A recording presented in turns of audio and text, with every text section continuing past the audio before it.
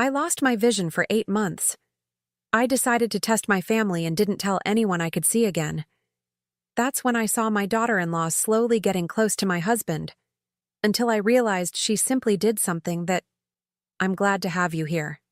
Follow my story until the end and comment the city you're watching from so I can see how far my story has reached. I never thought I'd be grateful for pretending to be blind, but here I was, sitting in my favorite armchair, listening to my daughter-in-law Melissa rummage through my jewelry box like she owned the place. It had been exactly 3 weeks since my vision returned. 3 weeks of keeping this miracle to myself while I watched my family's true colors emerge from the shadows I was supposed to still be living in. The blindness had lasted 8 months. 8 long months after the surgery complications that the doctors said might never heal. Harold, my husband of 42 years, had been my constant companion through it all. David, our 38-year-old son, visited regularly with his wife Melissa. At least, that's what I thought was happening. The moment my sight returned that Tuesday morning, I should have called out in joy. I should have rushed to tell Harold, who was downstairs making my breakfast with the careful precision he'd developed over those dark months. Instead, something made me pause. Maybe it was the way Melissa's voice had changed when she thought I couldn't see her expressions. Maybe it was the subtle shift in David's tone when he spoke to his father but not to me. So I waited. I kept my eyes closed and listened. That first day, I heard Melissa talking to David in hushed tones by the kitchen window. "She's getting worse, David. Yesterday she couldn't even remember where she put her medication. Maybe it's time we discussed. Other arrangements. The words sent a chill through me. But I remained still, my breathing steady, my face peaceful, the face of a helpless old woman who couldn't see the world around her. "I don't know, Mel," David had replied, his voice uncertain. "Mom's always been sharp. The blindness doesn't mean..." "Doesn't mean what? That she's not a burden?" "David, your father is exhausting himself taking care of her. This house is too big, too dangerous for someone in her condition. There are wonderful facilities." I had clenched my fists beneath the blanket, careful not to move otherwise. Facilities. She was talking about putting me away. Now, 3 weeks later, I was watching Melissa through barely opened eyelids as she held up my grandmother's pearl necklace to the light. She thought I was napping, as I often did in the afternoons. Harold was at the grocery store, and David was at work.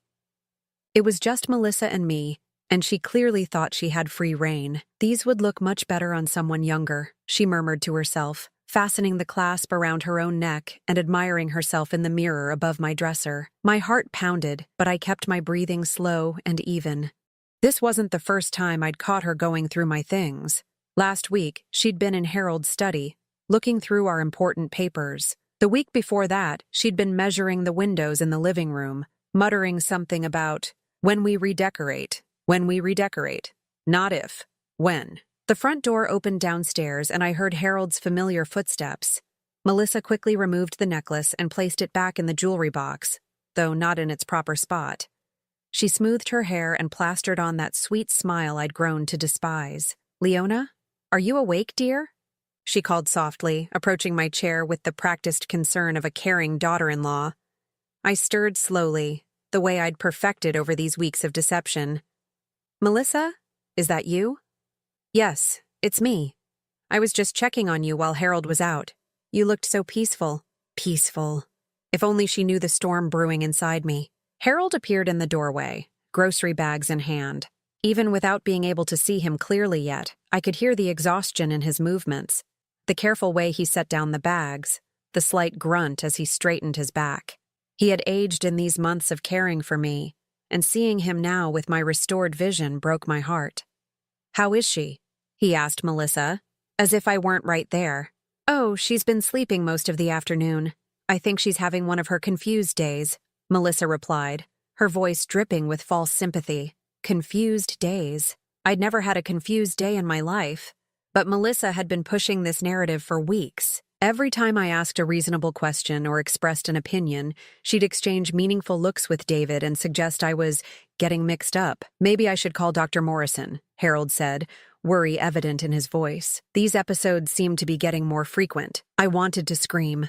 There were no episodes. There was no confusion. There was only Melissa, slowly poisoning my family against me, making them believe I was losing my mind along with my sight. That might be wise, Melissa agreed. I've been doing some research, and there are some lovely places that specialize in caring for people with complex needs, places where Leona could get the professional help she requires. Professional help, complex needs, the vocabulary of someone building a case.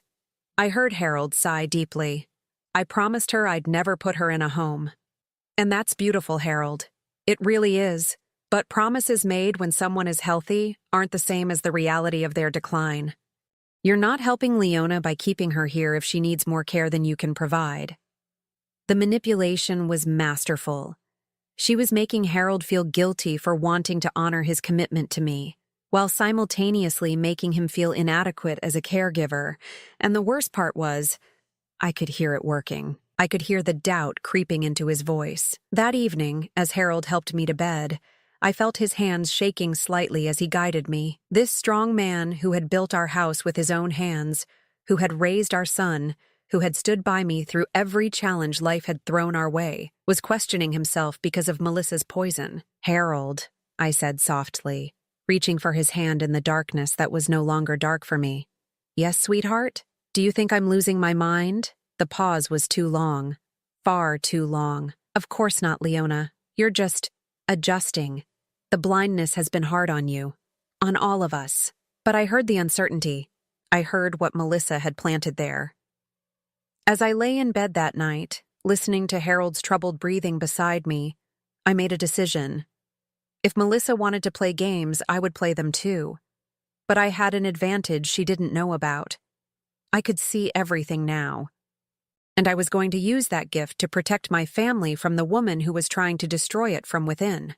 The next morning would bring new revelations. I was sure of it, because people like Melissa, people who think they're operating in the shadows, always get careless, always make mistakes, and I would be watching for every single one. The mistake came sooner than I expected. It was Thursday morning, and Harold had gone to his weekly doctor's appointment.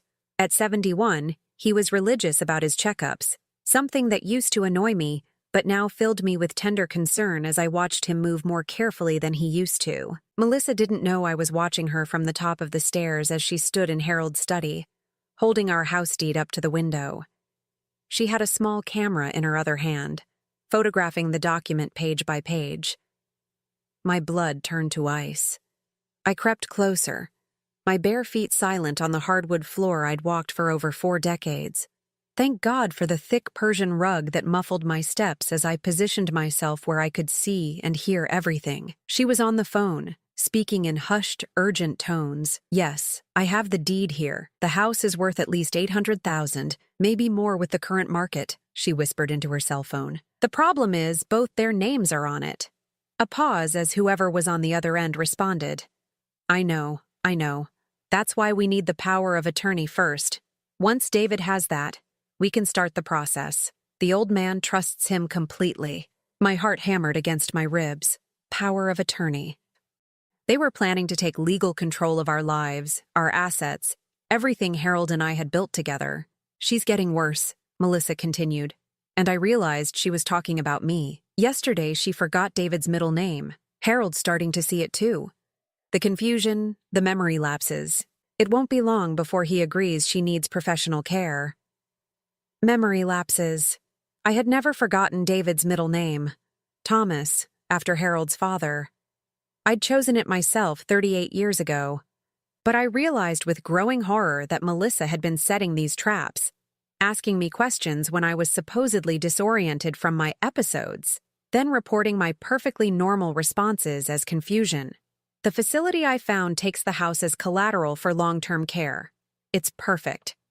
She gets the care she needs, Harold gets relief from the burden, and the family assets are protected. Protected? What a twisted way to describe theft. I heard the front door open downstairs. Harold was back early. Melissa quickly ended her call and shoved the deed back into Harold's filing cabinet, but not before I noticed she'd left the drawer slightly open. She was getting careless in her eagerness. Leona? Harold called from downstairs. I'm back, sweetheart. I hurried back to our bedroom, slipping under the covers and closing my eyes just as I heard Melissa's heels clicking down the stairs. "Oh, Harold, you're back already," Melissa said, her voice bright and innocent. "I was just checking on Leona. She seemed restless this morning. How was she?" Harold asked, and I could hear the worry that had become a constant companion in his voice. "Well?" Melissa hesitated, and I knew she was preparing another lie. "She asked me 3 times who I was, and she seemed confused about where she was. She kept asking if this was her house. I had done no such thing. I'd been asleep when she arrived, genuinely asleep, tired from my late-night vigil of watching and listening. Maybe I should stay home with her today," Harold said. "Harold, you can't put your life on hold. You need to take care of yourself too. I can stay with her if you're worried." "No." The last thing I wanted was to be alone with Melissa for an entire day. "Actually," I called out weakly, "I think I'd like to come downstairs, get some fresh air." I heard their footsteps approaching, and I arranged myself to look frail and disoriented. Melissa appeared first, her smile not quite reaching her eyes when she looked at me. "Good morning, Leona. How are you feeling today?" Where am I?" I asked, adding a tremor to my voice that wasn't entirely fake. Harold's face fell. I hated deceiving him, but I needed Melissa to believe her manipulations were working. "You're at home, sweetheart," Harold said gently, taking my hand. "This is our bedroom." "Our bedroom," I repeated, as if trying to process this information. "And you are?"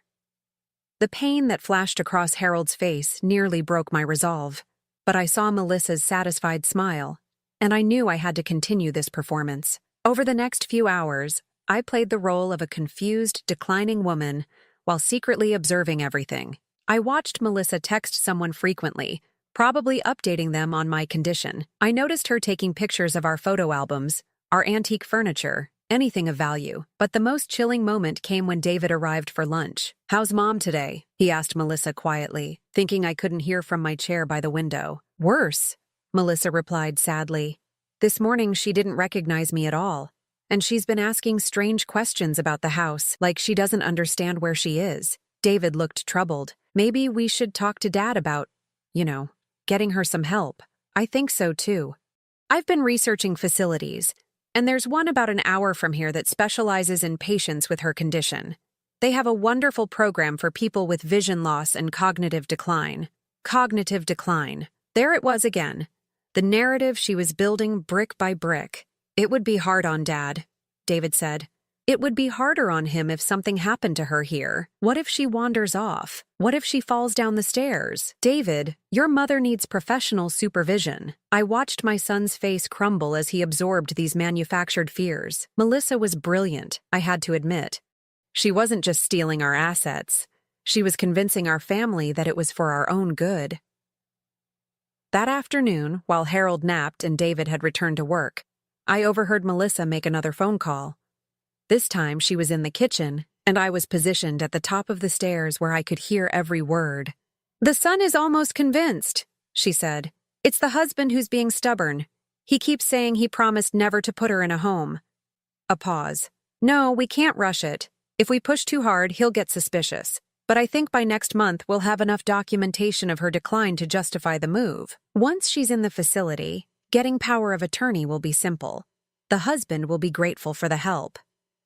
Documentation of her decline. I realized with growing dread that Melissa had been creating a paper trail, probably recording my confused moments, maybe even working with someone at a medical facility to build a case for my incompetence. "The house alone will cover the first 5 years of care," she continued. "And there are other assets, investments, savings accounts. The old man has been more successful than they let on." My hands clenched into fists. Our life savings, Harold's pension, the investments we'd carefully built for our retirement and to leave something for David, she was planning to take it all. "Don't worry," she said with a laugh that chilled me to the bone. "By Christmas, this will all be resolved. The old lady will be safely tucked away, and we can finally start living the life we deserve." The life they deserved, built on lies, theft, and the betrayal of the very people who had welcomed Melissa into our family. As I sat there in my supposed blindness, I felt something I hadn't experienced in years, pure, cold rage. But beneath the rage was something else, determination. Melissa thought she was playing chess with blind opponents. She had no idea that I could see every move she was making, and I was already planning my counterattack. Tomorrow, I would start gathering my own evidence. And unlike Melissa's fabricated documentation, mine would be the truth. The betrayal I witnessed on Friday evening nearly shattered what was left of my faith in humanity. I was in the kitchen, supposedly fumbling around trying to make myself tea, when I heard Melissa's voice coming from the living room. But this wasn't her usual tone. This voice was soft, sultry. Nothing like the crisp efficiency she used when speaking to David, or the false sweetness she reserved for me. "Harold, you look so tired," she was saying. "You're carrying too much on your shoulders." I froze, the teacup trembling in my hands. Through the kitchen doorway, I could see them clearly. Melissa had positioned herself on the couch next to Harold, closer than any daughter-in-law should sit to her husband's father. Her hand was resting on his arm. "I'm fine, Melissa," Harold replied, but I could hear the exhaustion in his voice. The man who had once worked 16-hour days building our construction business now struggled to get through basic daily tasks. "No, you're not fine," Melissa said, her voice dropping to an intimate whisper. "I see how you sacrifice yourself for Leona." "It's beautiful, Harold. It really is. But who's taking care of you?" My blood turned to ice as I watched her lean closer to my husband. Her hand moved from his arm to his shoulder, her fingers kneading gently. "You're tense," she murmured. "When's the last time someone took care of your needs?" Harold shifted uncomfortably, but he didn't immediately pull away. "Melissa, I don't think." "Shh," she whispered, moving behind him now, her hands on both his shoulders. "Just let me help you relax. You do so much for everyone else." I gripped the counter, my knuckles white with rage and disbelief. This woman, this creature I had welcomed into my home, was attempting to seduce my husband while I stood helpless in the next room, supposedly blind and unaware. "You know," Melissa continued, her hands working down Harold's shoulders, "David won't be home for hours, and Leona is having one of her difficult days. It's just us." The implication hung in the air like poison. Harold's voice was strained when he spoke. "Melissa, this isn't appropriate, isn't it?" she asked, moving around to face him again. I could see her clearly now, sitting on the edge of the coffee table directly in front of Harold's chair, her knees almost touching his. "Harold, you're a vibrant, attractive man. You deserve companionship. You deserve someone who can appreciate you." She reached out and touched his face, her thumb tracing along his jawline. "Someone who can see you for the strong, capable man you are, instead of just seeing you as a caregiver." My heart was pounding so hard I was afraid they would hear it. Part of me wanted to storm in there and tear her away from my husband, but I forced myself to stay still, to keep watching, to see how far she would go. "Leona doesn't really see you anymore, does she?" Melissa continued, her voice like silk wrapped around a blade. "When's the last time she touched you like this?" Her hand slid down to rest on his chest. "When's the last time someone made you feel desired?" Harold's breathing had become labored, and for a terrifying moment, I wondered if 42 years of marriage meant nothing against the calculated seduction of a woman half his age. "Melissa," he said, his voice rough. "Stop." But she didn't stop. She leaned forward until her face was inches from his. "I could make you feel alive again, Harold. I could give you what Leona can't anymore, what she'll never be able to give you again." The cruelty of it took my breath away. She was using my supposed helplessness, my blindness, as a weapon against my marriage. "Think about it," she whispered. "You're going to spend the next few years watching her decline, sacrificing your happiness, your needs, for someone who doesn't even recognize you half the time. Is that really what she would want for you?" I watched Harold's face, saw the conflict there, the loneliness that Melissa was exploiting so expertly. "And when the time comes to make difficult decisions about her care," Melissa continued, "wouldn't it be easier if you had someone who understood, someone who supported you?" There it was. The seduction wasn't just about sex or companionship, it was about control. If she could compromise Harold, If she could make him dependent on her emotionally or physically, she would have power over every decision about my future. I've researched the best facilities, she continued, her hand now resting on his thigh. Places where Leona could get the professional attention she needs, where trained nurses could give her the care you can't. You could visit her, of course, but you wouldn't have to sacrifice your entire life. She leaned even closer, her lips almost touching his ear. We could have a life together, Harold. We could travel, enjoy things you've never been able to do. I could show you how good life can be when you're not constantly worried, constantly exhausted. The calculation behind every word was breathtaking. She wasn't just offering him an affair. She was offering him a complete escape from the responsibilities of caring for me. And all it would cost was my freedom, my home, and my marriage. Harold was quiet for a long moment, and I held my breath, terrified of what he might say. Finally, he spoke, his voice carefully controlled. That's a generous offer, Melissa. My heart stopped. But I need time to think about it, he continued. This is all very sudden. Melissa smiled. A predator who sensed victory was within reach. Of course, she said, standing and smoothing her skirt. I understand this is a big decision, but Harold, don't wait too long. Life is short, and you've already sacrificed so much. She leaned down and kissed his cheek, her lips lingering longer than they should have.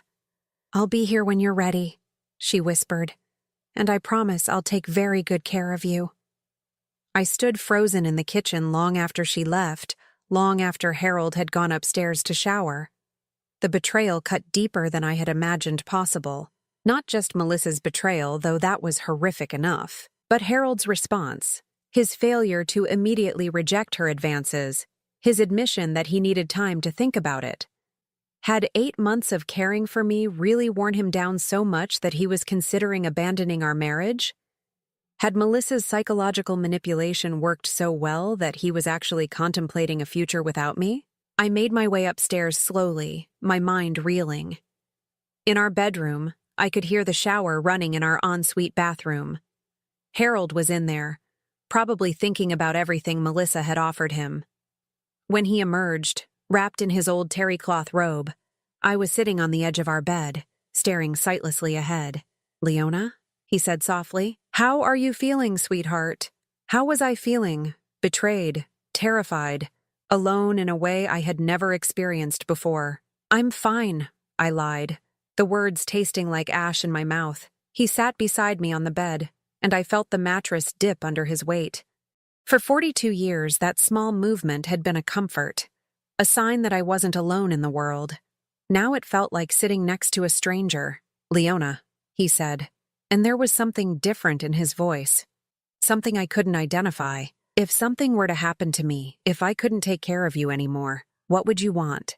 The question felt like a knife to my heart. Was this how it started? Was this how he would justify what came next? I don't understand, I said. I just mean, hypothetically, if I became ill, or if something happened, would you want to stay in the house, or would you consider other options? Other options. Melissa's poison was already working. I would want to stay here, I said firmly. This is our home, Harold.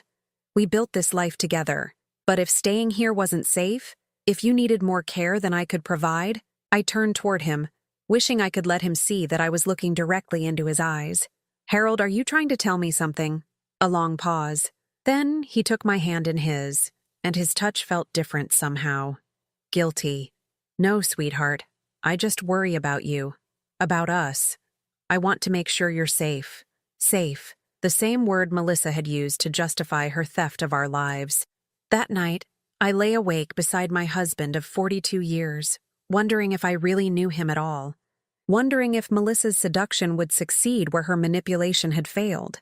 But as the hours passed, and I listened to Harold's restless sleep, I began to notice something else. He was talking in his sleep, something he rarely did. No, he mumbled. Can't do that to Leona. Can't. Hope flickered in my chest like a candle in the wind. Maybe, just maybe, there was more to Harold's response than I had realized. Maybe the man I had loved for 4 decades was still in there, fighting against the web Melissa was weaving around us all. The truth came to me in fragments over the next 3 days, like pieces of a puzzle I hadn't realized I was solving. It started Monday morning when I overheard Harold on the phone with someone, speaking in hushed tones from his study. I had positioned myself in the hallway, pretending to navigate my way to the bathroom, when his words stopped me cold. "Yes, I got everything on tape," he was saying. The conversation from Friday night, all of it. My breath caught in my throat. Harold had recorded Melissa's attempted seduction? "I know it was hard to watch," he continued, "but we needed evidence of her real intentions. The way she tried to manipulate me, using Leona's condition against our marriage. It's all documented now." Relief flooded through me so suddenly that I had to lean against the wall to keep from collapsing. Harold hadn't been tempted by Melissa's advances. He had been gathering evidence. "She's getting more desperate," Harold continued. "Yesterday, she suggested I might want to consider updating my will, said it would be wise to plan for contingencies. She's not even trying to be subtle anymore." I crept closer to the study door, straining to hear every word. "No, Leona doesn't know yet. She's been through enough. But Tom, I think it's time we move to the next phase.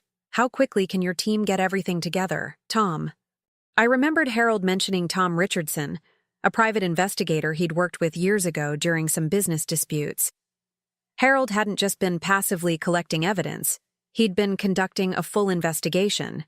After Harold left for what he told me was a doctor's appointment, I sat in my chair by the window, my mind reeling with this new information. If Harold was working with a private investigator, how long had he known about Melissa's plans? How long had he been protecting me while I thought he was betraying me? The answer came that afternoon when Melissa arrived for her usual check-in on me. But this time, she wasn't alone. David was with her, and from their hushed conversation in the entryway, I could tell something had changed. "Are you sure about this?" David was asking, his voice strained with anxiety. "David, we've talked about this. Your mother is getting worse every day. This morning, she didn't even recognize Harold when he brought her breakfast." Another lie. Harold hadn't brought me breakfast. I'd made my own while he was out, something I'd been secretly doing for weeks. But moving this fast. "The facility has an opening now," Melissa interrupted. "If we wait, we might not get another chance for months. And honestly, I don't think your father can handle much more of this."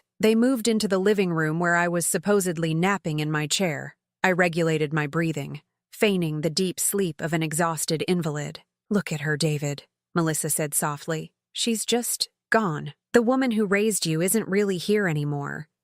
I felt David's presence as he moved closer to my chair. The pain in his voice when he spoke nearly broke my heart. "I hate seeing her like this. Mom was always so strong, so independent." "I know, sweetheart, but keeping her here isn't helping anyone. Your father is exhausting himself, and she's not getting the specialized care she needs." Specialized care, the same euphemism she'd been using for weeks to describe what was essentially a prison sentence. "The papers are all ready," Melissa continued. "The facility director said they can take her as early as Thursday. All we need is Harold's signature on the admission forms." "What about the power of attorney?" "That comes after she's settled in. Once the doctors there confirm her cognitive decline, getting legal guardianship will be straightforward. Then we can make the financial decisions that need to be made." Financial decisions. There it was again. The real motive behind all of this. "The house will need to be shown to potential buyers soon," Melissa added. "I've already contacted a realtor. With the market the way it is, we should be able to get top dollar." "Buyers?" David sounded shocked. "Melissa, this is the family home. Mom and Dad built this place." "David, be practical. Once your mother is in care, your father won't want to stay here alone with all these memories. It would be cruel to expect him to maintain a house this size by himself." She was brilliant, I had to admit. Every argument she made sounded reasonable on the surface, motivated by concern for our well-being rather than greed. "I've found a lovely condo for Harold," she continued. "Modern, easy to maintain, much more appropriate for a man his age. And the equity from this house will ensure your mother gets the best possible care." My heart sank as I realized how thoroughly she had planned this.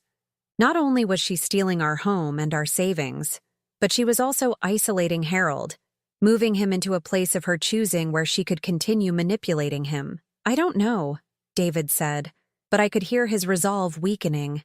"It feels like we're making all these decisions without really talking to Dad. Your father is in denial, David. He still thinks your mother might recover, that things might go back to the way they were. But we both know that's not going to happen." The cruelty of her words hit me like a physical blow. She was convincing my son that I was lost forever, that any hope of recovery was delusion. That evening, Harold returned home carrying takeout from my favorite Chinese restaurant, something that had become a weekly tradition during my months of blindness. As we sat together at the kitchen table, sharing lo mein and sweet and sour chicken, I struggled with whether to reveal what I knew. "Harold," I said carefully, "do you ever feel like Melissa is different lately?" He paused, his chopsticks halfway to his mouth. "Different how? I can't put my finger on it. Sometimes when she talks to me, it feels like she's not really talking to me, if that makes sense, like she's performing for someone else." Harold set down his chopsticks and reached across the table to take my hand. His touch was warm, familiar, and I realized how much I had missed the simple comfort of his affection during these weeks of doubt. "Leona," he said gently, "there's something I need to tell you." My heart began to race. Was this when he would tell me about the investigation? Or was this when he would tell me he was leaving me for Melissa? "I know about Melissa," he said simply. I stared at him, forgetting for a moment that I was supposed to be blind. "I've known for weeks. About her plans, about what she's been telling David, about the facility she wants to put you in. You know? I know she's been going through our papers. I know she's been photographing our financial documents. I know she's been spreading lies about your mental state." Relief and confusion warred in my chest. "Then why haven't you stopped her?" Harold's expression grew grim. "Because I needed proof. Real proof that would hold up in court if necessary. Melissa is smart, Leona. She's been very careful about what she says and to whom. If I had confronted her without evidence, she could have turned David against us completely." He squeezed my hand gently. "And there's something else. Something I think you need to know about Friday night." My blood turned cold.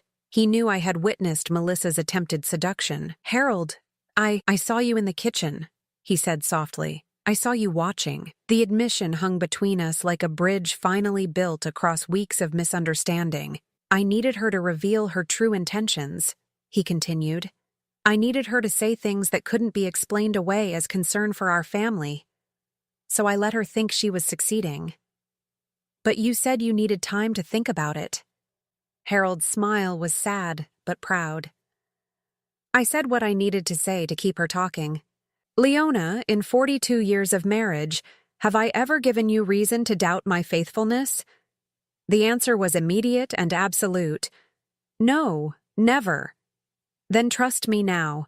Everything I've done, every word I've spoken to her, has been to protect you, to protect us." As the full scope of Harold's deception became clear, I felt a mixture of admiration and guilt.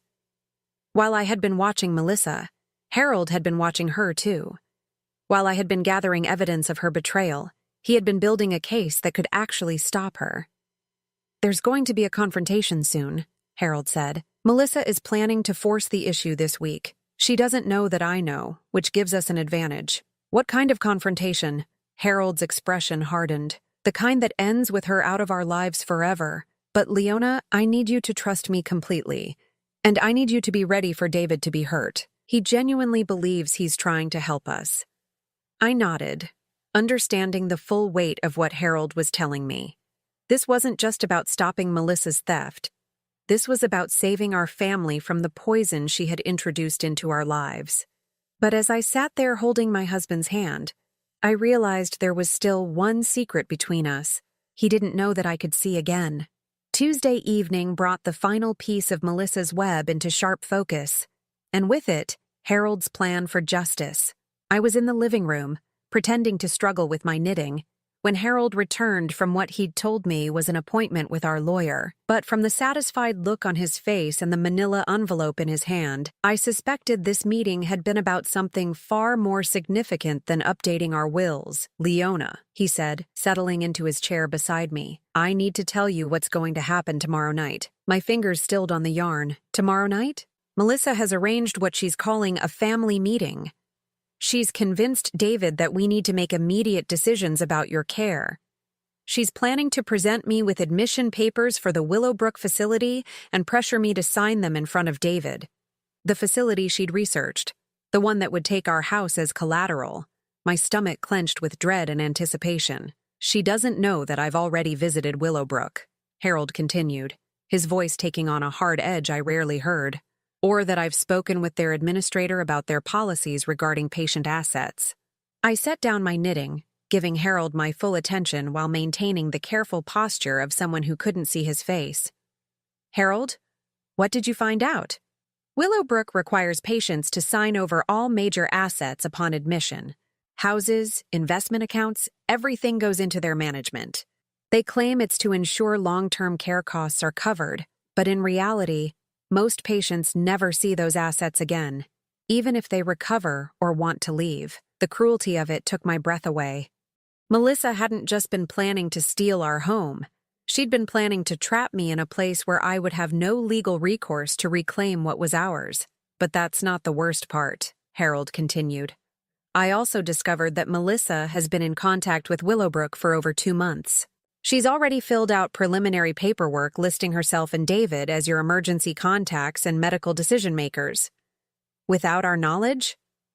Completely fraudulent, but difficult to prove without the right evidence, which is why I've been letting her think her plan was working. Harold leaned forward, and I could feel the intensity of his gaze, even though I kept my eyes focused somewhere past his shoulder. Tomorrow night, she's going to make her move. She'll present the admission papers. She'll have David there to support her arguments about your declining condition, and she'll push for immediate action. And what are we going to do? For the first time in weeks, Harold's smile was genuine and fierce. We're going to give her exactly what she thinks she wants, and then we're going to destroy her.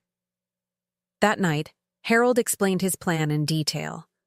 It was elegant in its simplicity and devastating in its thoroughness. Tom Richardson has been documenting everything, Harold said as we lay in our bed, speaking in whispers even though we were alone. The photographs she took of our documents, the phone calls she made about selling the house, even the conversation she had with Willowbrook about expediting your admission. How did you get recordings of her phone calls?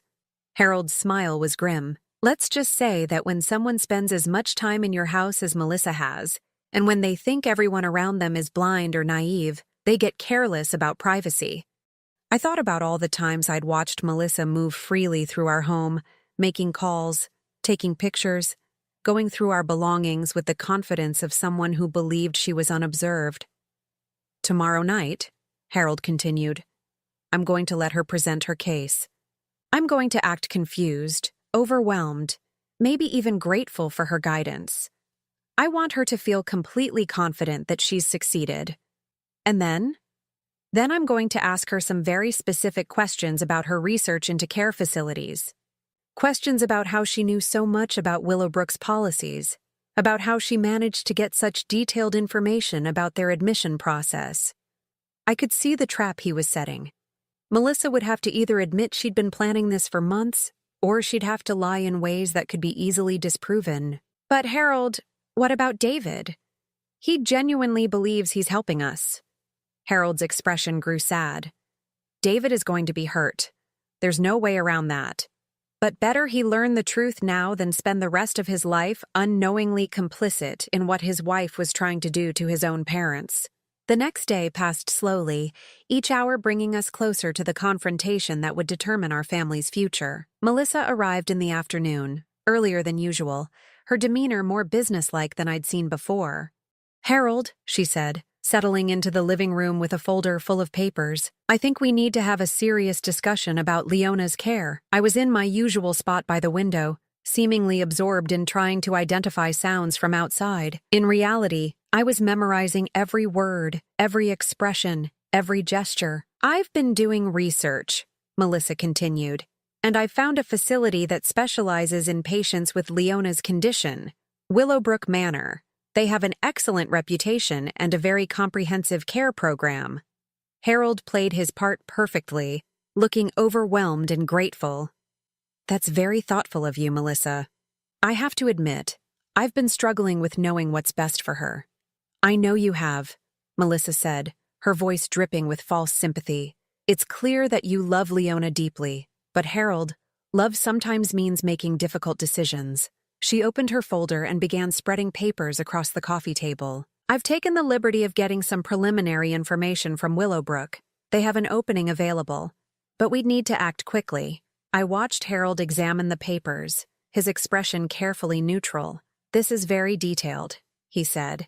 How were you able to get so much specific information? For just a moment, Melissa hesitated. I called them, explained our situation. And they shared all of this over the phone? Information about costs? About their asset management policies? Another hesitation, longer this time.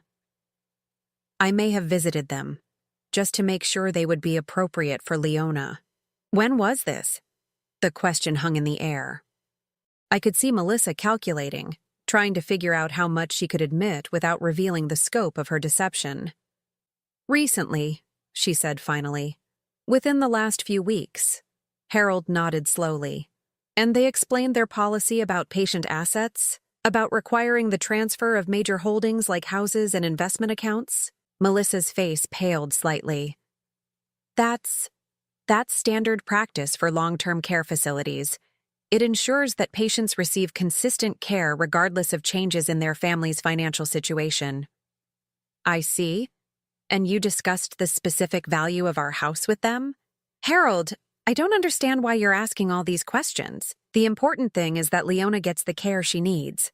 But Harold pressed on, his voice remaining calm and curious. It's just that this paperwork is so comprehensive. It includes information that I don't think I've ever shared with you. Our exact mortgage balance, the assessed value of the property, details about my pension and our investment accounts. The trap was closing, and I could see Melissa beginning to panic. David must have mentioned some of those details, she said quickly. David doesn't know most of those details, Harold replied quietly. At that moment, David's key turned in the front door. He was arriving exactly on schedule, just as Melissa had planned. But now, instead of walking into a scene where his father was gratefully accepting help with a difficult decision, he was walking into an interrogation. Dad? Melissa? David called out as he entered the living room. How's Mom today? She's having a difficult day, Melissa said quickly, trying to regain control of the situation. We were just discussing the arrangements for Willowbrook. David looked relieved. So you're ready to move forward with getting Mom the help she needs? Harold stood slowly, the papers from Melissa's folder in his hand. David, he said quietly, before we make any decisions, there are some things about your wife that you need to know. The color drained from Melissa's face. Harold, I don't think this is the time for— Actually, Harold interrupted, I think this is exactly the time. He walked to his study and returned with a small device I recognized as a digital recorder. David, I want you to listen to something. And Melissa, I want you to explain to your husband how you knew so much about our private financial information.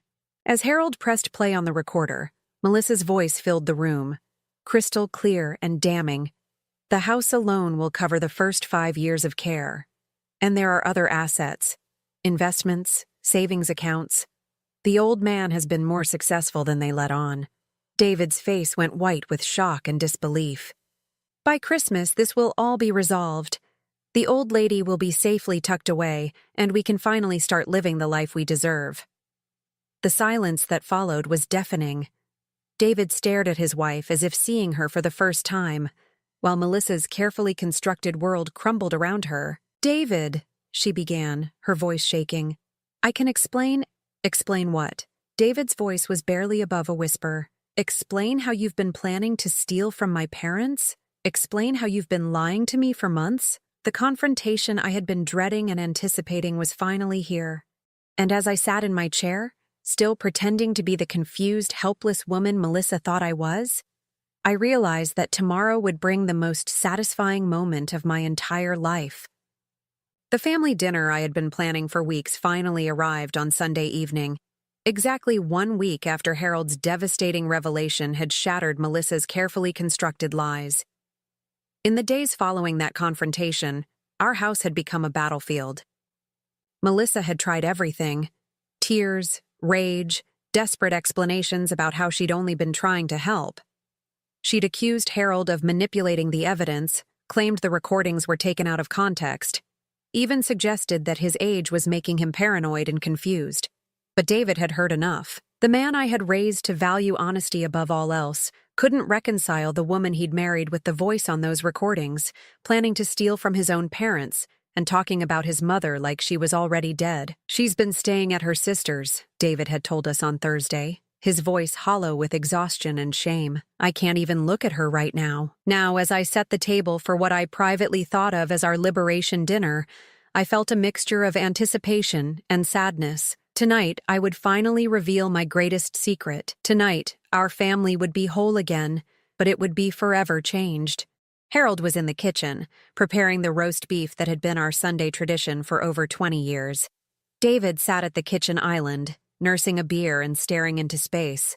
Melissa had arrived an hour ago, despite David's request that she stay away, claiming she had a right to tell her side of the story. "I still can't believe this is happening," David said for the 100th time since Wednesday. "I thought I knew her." Harold paused in his preparation, his hands still for a moment. "Son, sometimes people show us who they really are in pieces. It's not your fault that you didn't see what she was hiding, but how could I miss something like this?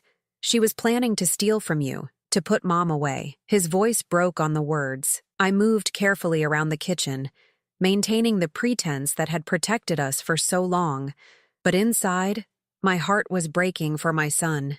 The guilt he was carrying wasn't his to bear. Melissa sat in the living room, her designer clothes and perfect makeup unable to hide the desperation in her eyes. She'd been making phone calls all day, and from the fragments I'd overheard, I knew she was still trying to find a way to salvage her position. "David," she'd pleaded earlier, "you have to understand. I was trying to protect you from having to make impossible decisions. Your parents needed help, and you were too emotional to see it clearly." But David wasn't buying her revisionist history anymore. At 6 o'clock, I called everyone to the dining room. The table was set with our best china, the same pattern Harold had given me for our 5th anniversary. Candles flickered in the centerpiece, casting dancing shadows on the walls. "This is lovely, sweetheart," Harold said, helping me to my seat with the gentle care he'd shown throughout my months of supposed blindness.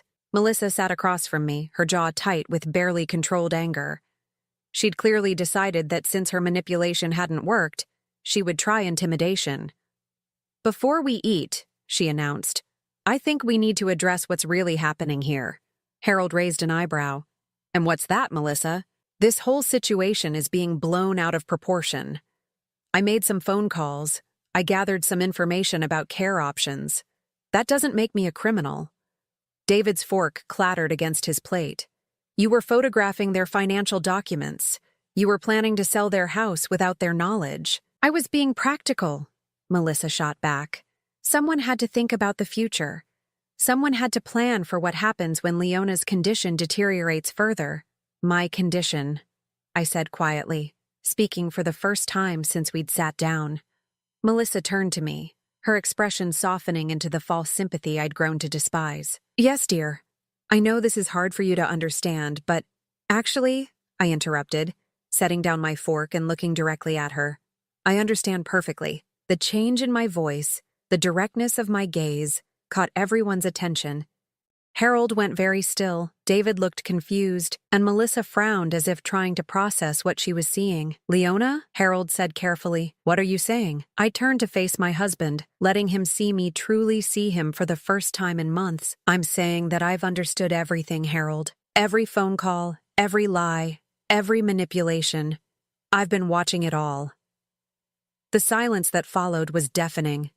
David's mouth fell open. Harold's eyes widened with shock and dawning comprehension, and Melissa went white as a sheet. "That's impossible," Melissa whispered. "You're blind. You can't." "I haven't been blind for over 2 months," I said, my voice steady and clear. My vision returned gradually, and I chose not to tell anyone because I wanted to see what people would do when they thought I couldn't see them. I stood up slowly, my movements confident and sure, no longer the hesitant shuffling of a woman navigating in darkness. "I saw you going through our jewelry box, Melissa. I saw you photographing our financial documents. I watched you try to seduce my husband while I stood in the next room. Melissa's chair scraped against the floor as she stood abruptly. You're lying. This is some kind of sick game you and Harold are playing. No game, I said, walking to the sideboard where I'd placed a manila folder earlier that evening. Just truth. I opened the folder and spread its contents across the table. Photographs of Melissa in our house, taken with a small camera Harold had given me weeks ago. Pictures of her going through our papers, making phone calls, even one of her trying the key to Harold's safe. I've been documenting everything, I said. Every theft, every lie, every attempt to manipulate our family. David stared at the photographs, his face cycling through disbelief, horror, and finally, a cold fury I'd never seen in my gentle son before. Melissa, he said, his voice barely controlled. What have you done? David, listen to me, Melissa pleaded, reaching for his arm. They're trying to make me look like the villain here. Can't you see how manipulative this is? They let me think she was blind while they gathered evidence against me. Evidence of what? David asked quietly. If you weren't doing anything wrong, what evidence could they gather? Melissa's mouth opened and closed soundlessly, trapped by her own logic. The truth is, I continued, you've been planning to steal our home, our savings, and our freedom for months. You found what you thought was the perfect cover story. A confused, blind old woman whose family would be grateful for your help in making difficult decisions. I walked around the table to stand directly in front of her. But you made one crucial mistake, Melissa. You assumed that because I couldn't see you, I couldn't think. You treated me like I was already dead, just an obstacle to be removed from your path to our money. I never, Melissa started, but I held up my hand. You called me the old lady in your phone calls. You talked about me being safely tucked away so you could start living the life you deserved. You tried to convince my husband to abandon me and take up with you instead. Harold stood and moved to my side, his hand finding mine with the natural ease of 4 decades together. The most disgusting part, Harold added, is that you used David's love for his mother against him. You convinced him that betraying us was actually helping us. David was staring at his wife with an expression of complete revulsion. Get out, he said quietly. David, please. Get out, he roared, his composure finally snapping. Get out of this house. Get out of our lives, and don't you ever come back. Melissa looked around the table desperately, searching for any sign of sympathy or support. Finding none, she grabbed her purse and headed for the door. This isn't over, she said, her mask finally slipping completely to reveal the cold calculation underneath. I'll fight the divorce. I'll take half of everything David has, and I'll make sure this family suffers for what you've done to me. Actually, Harold said calmly, I don't think you will. He reached into his jacket pocket and pulled out another envelope. Tom Richardson's final report, he explained. It turns out that your attempts to defraud us weren't the only illegal activities you've been involved in. Did you really think we wouldn't discover the identity theft? The credit cards you opened in elderly clients' names when you worked at the insurance company? Melissa went rigid. You can't prove that. We don't have to prove it, Harold replied. We just have to report it. Along with everything you've done here, that should be enough to keep you very busy with legal problems for the foreseeable future. The color drained completely from Melissa's face as the full scope of her situation became clear. Unless, of course, you prefer to simply disappear from our lives quietly, Harold continued. Accept David's divorce terms without contest. Make no claims on any family assets, and never contact any of us again. Melissa stared at us for a long moment, hatred burning in her eyes. Then, without another word, she turned and walked out of our house forever. The silence that followed her departure was profound. David sat with his head in his hands. Harold stood with his arm around my waist, and I felt a sense of peace I hadn't experienced in months. Mom, David said finally, looking up at me with tears in his eyes. I'm so sorry. I should have seen what she was doing. I should have protected you. I moved to his side and took his face in my hands, the same way I had when he was a little boy with scraped knees and hurt feelings. David, you have nothing to apologize for. You loved your wife, and you trusted her. Those aren't flaws. They're the qualities that make you the good man your father and I raised you to be. But I almost let her steal everything from you. Almost, Harold said, joining us. But you didn't. And when you learned the truth, you did the right thing. As we stood there in our dining room, surrounded by the remnants of what should have been a family dinner, I realized that despite everything we'd been through, we were stronger than we'd ever been. There's just one more thing, I said, looking at both my husband and my son. Harold, you've spent months thinking you were taking care of a helpless woman. David, you've been carrying guilt about your mother's condition. I took their hands in mine. I want you both to know that I've never felt more loved or more protected than I have these past few months. Watching you both fight for me, even when you thought I couldn't see it, showed me exactly who you are. And I couldn't be more proud to be your wife and your mother. 6 months later, David's divorce was finalized. Melissa had quietly accepted his terms rather than face prosecution for her various fraudulent activities. David had sold the house he'd shared with her and moved into a small apartment downtown, close enough for regular Sunday dinners but far enough to give him space to heal. Harold and I were stronger than ever, our marriage refined by the fire of almost losing everything. My vision was perfect, my mind was sharp, and my family was safe. Sometimes the best revenge isn't dramatic confrontation or public humiliation. Sometimes it's simply surviving, thriving, and protecting the people you love from those who would harm them. And sometimes, pretending to be blind allows you to see more clearly than you ever have before. Now I'm curious about you who listened to my story. What would you do if you were in my place? Have you ever been through something similar?